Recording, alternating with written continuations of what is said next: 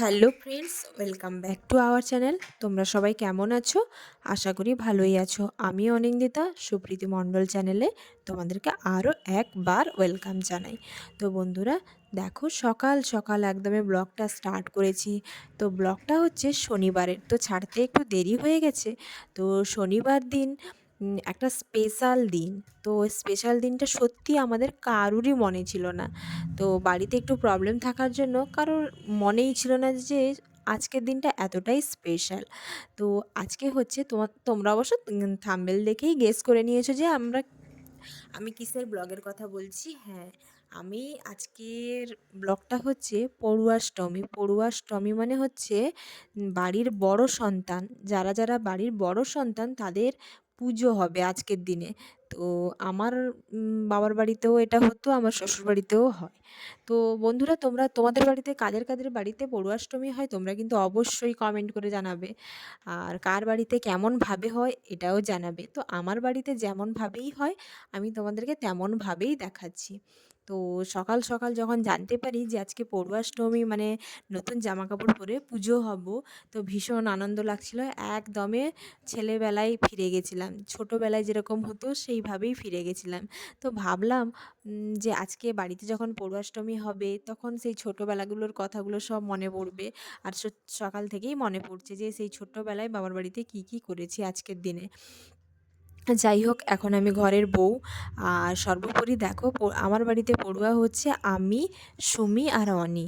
তো আমরা তিনজনেই বড়, তার জন্য আমাদের পুজো হবে। তো দেখো, অবশ্য অনেকটা বয়স হয়ে গেছে, কিন্তু সেই ছোট্টবেলাকার মতন মনের ভেতরে এখনও আনন্দ যে পড়ুয়াষ্টমীতে নতুন কাপড় পরে আমাদের পুজো হবে। তো তাই আমি সকাল সকাল একদমই স্নান করে ফেলেছি। দেখো, আমি হলুদ বেটে হলুদ মাখিয়ে হলুদ মেখে ভালো করে স্নান করে নিয়েছি, যেহেতু হলুদ মেখে আজকের দিনে স্নান করতে হয় যারা যারা যারা বাড়ির পড়ুয়া। তো দেখো, এখানে পুজো করতে গেলে অনেক নিয়ম আছে। তো তোমরা হয়তো বুঝতে পারছো না যে আমি এখন কি করছি। তোমাদেরকে ভালো করে আগে বলি, তাহলেই তো বন্ধুরা তোমরা বুঝতে পারবে যে তোমার বাড়ির কাছে এমনভাবে পুজো হয় নাকি, বা অন্য কোনো ধরনের পুজো হয় নাকি। তোমরা অবশ্যই কিন্তু জানাবে। তো দেখো, আমি গোবরকে নিয়ে একটা পাতায় 12টা করে ছোট্ট ছোট্ট করে গোবর রেখেছি, আর একটা পাতায় 5টা রেখেছি। তো এটাতে নাকি একটা হচ্ছে লক্ষ্মী ঠাকুর। লক্ষ্মী ঠাকুর যেহেতু মা দুর্গার সবথেকে বড় সন্তান, তার জন্য লক্ষ্মী ঠাকুরের জন্য 20টা। আর আমার বাড়িতে যতজন ততজনের। তো যাই হোক, সব ভালোভাবে গুছিয়ে নিয়েছি। আর আমি মায়ের কাছ থেকে ভালোভাবে জেনে নিচ্ছি কেমনভাবে পুজো করব আর কি কি পুজোর কাছে লাগবে। তো ভালো করেই আমি লিস্ট ধরে জেনে নিচ্ছি।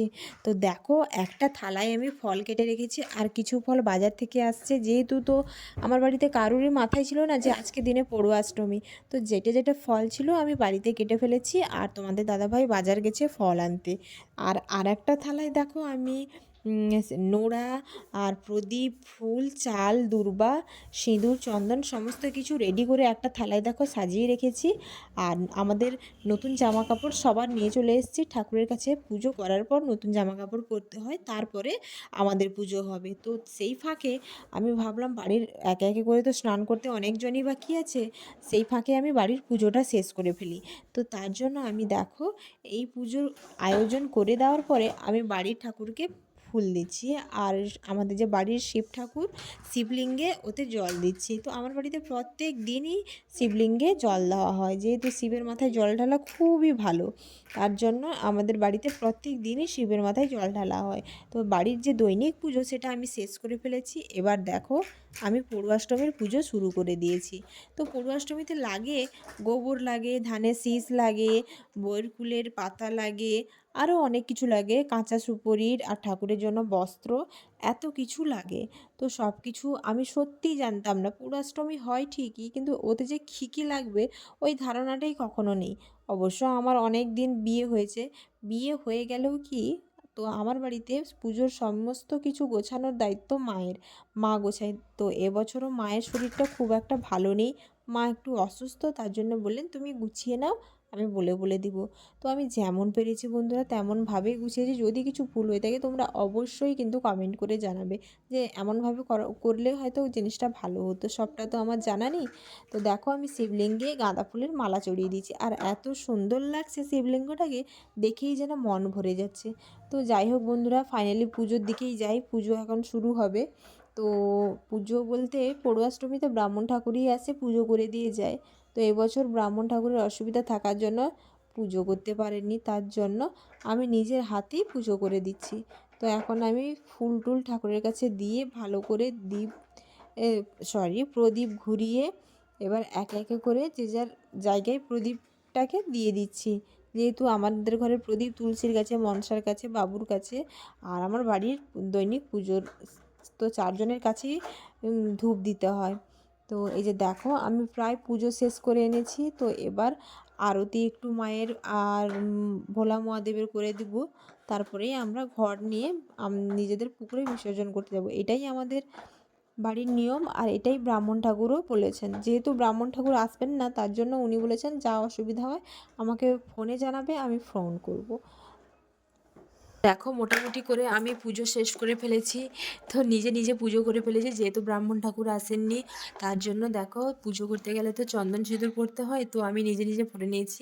আর সকলে আমার পুজো করা দেখে হাসছে। তো যাই হোক, পুজো শেষ হয়ে গেছে ফাইনালি। তো অনেকে আমি ডাকছি প্রণাম করার জন্য, আর সে প্রণাম করছে, আমি তাকে সিঁদুর চন্দন পরিয়ে দিচ্ছি। আমি বলছি বাবা, ব্রাহ্মণ ঠাকুর তো আসেনি, আমি পুজো করছি। তো সে আমাকে জিজ্ঞেস করছে, মা তুমি কি তাহলে ব্রাহ্মণ ঠাকুর? আমি বলছি হ্যাঁ বাবা, আমি ব্রাহ্মণ ঠাকুর। তো পড়ুয়াষ্টমীর দিনে সবাইকে, পড়ুয়াদেরকে মালা ঘুমসি পরতে হয়। তো আমার বাড়িতে আমি আর সুমি তো পরিনি, আমরা বললাম আমাদের জন্য আনতে হবে না, বাকি অনির জন্য নিয়ে আসতে বলেছিলাম। তো অনির জন্য মালা ঘুমসি আমার পরাতে ভুলে গেছিলাম। তো আমি পুজো করার পরেই তাকে মালা আর ঘুমসি দুটো পরিয়ে দিচ্ছি। তো সে ভাবছে যে তার হয়তো বিশেষ কিছু আজকে দিন, হয়তো তাকে সেই জন্য পড়ানো হচ্ছে। বারবার বলছে আমার জন্মদিন, আমার হ্যাপি বার্থডে। আমি বলছি না, হ্যাপি বার্থডে নয়, আজকে তোমার পড়ুয়াষ্টমী।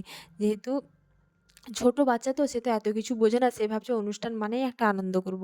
তো তাকে আমি জামা প্যান্ট দিয়ে দেওয়ার পরে সে বেশ আনন্দ মনে চলে গেল জামা প্যান্ট পরতে। যেহেতু নতুন জামা পেয়েছে, তো নতুন জামা পেলে সবার তো আনন্দই লাগে, বিশেষত আমার ভীষণ ভালো লাগে। তো তোমাদের কেমন লাগে বন্ধুরা? তো এই যে দেখো সুমি তাড়াহুড়ো করে স্নান সেরে এসে, যেহেতু পুজো প্রায় শেষের দিকে, সে স্নান সেরে এসে সোজা ঠাকুরের কাছে চলে এসছে তোমার চন্দন সিঁদুর পরতে আর প্রণাম করতে। তো আমি একে একে করে সবাইকেই কাপড় ধরিয়ে দিলাম। এই যে দেখো আমরা তিনজনে ভালোভাবে রেডি হয়ে বাইরে এসেছি, যেহেতু সূর্যকে প্রণাম করে তাদের আরতি করতে হয়। পৌষাষ্টমীর এটা একটা নিয়ম। তো দেখো আমি আগে অনিকে করছি, যেহেতু সে ছোট, তো ফার্স্টে যদি আমি সুমিকে করি তাহলে ঝগড়া করবে যে আমাকে কেন করা হয়নি, তুমি আমাকে কেন করনি। তার জন্যই আমি আগে অনিকে করে ফেললাম, তারপরে সুমিকে বরণ করব। আর সর্বোপরি আমিও আছি, তো আমাকে বরণটা করবে কে, আমি সেই জন্য ভাবলাম। তো তার জন্য দেখো ফার্স্টে আমি সুমিকে বরণ করে দিচ্ছি, তারপর সে আমাকে বরণ করবে।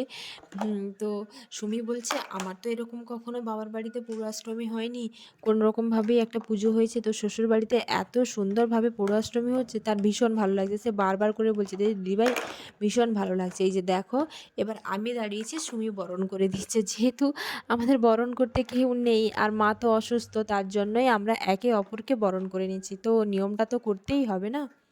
তো বন্ধুরা